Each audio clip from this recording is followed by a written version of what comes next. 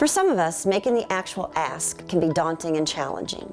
Fortunately, a colleague and friend, as well as an international consultant, Karen Osborne, made it much easier for me when I began my career. She introduced me to her strategic questions, which would explore and build relationships with prospective donors. My very favorite is what prompted you to make your first gift, followed by what would prompt you to make an additional gift. Along the way, I also found what would you like your legacy to be as another strategic question. All of these relate to an individual's motivation, which is the why of behavior. So exploring these strategic questions in your cultivation and relationship building with alumni, donors, and friends become increasingly critical.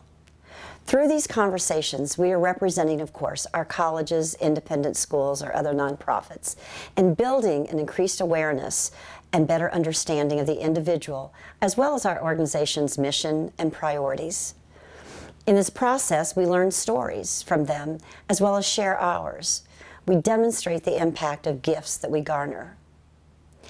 As we enhance the relationship, we make certain that we ask strategic questions that help us better understand the 4 rights: right program, right amount, right time, right solicitor. Through our questions, we gain insight into their interests in our priorities. If a college or university, it might be scholarships, faculty development, or academic programs. If it's a nonprofit, it could be a program priority, facilities enhancement, or support service.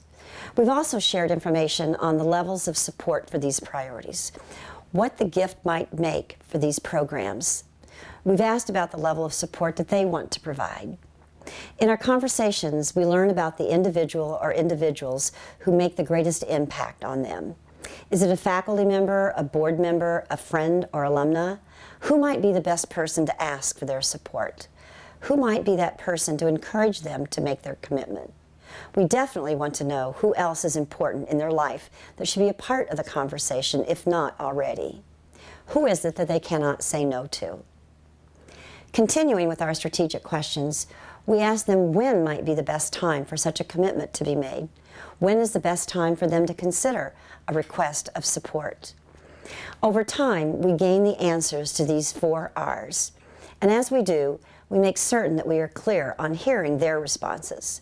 This becomes the pre-solicitation stage, the most important stage to reaching a yes for the donor and for the organization. It helps us confirm their priority in giving and impact along with our organization. Do I understand correctly that scholarships are important to you and your legacy, for example? Is it my understanding that endowing a scholarship is something that you wish to accomplish with your philanthropy? Here, we've confirmed the program and the amount, at least the threshold amount. Along the way, we've introduced the prospect donor to our faculty, dean, provost, or president, depending upon the level of support.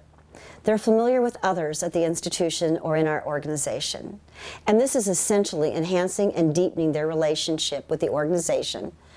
They may know more individuals and have more opportunities to strengthen that relationship beyond us.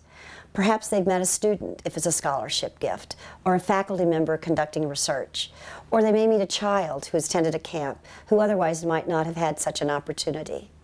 Now it's about asking the prospective donor if it is the right time to meet with her and her family about endowing a scholarship in honor of her parents or another priority in your organization.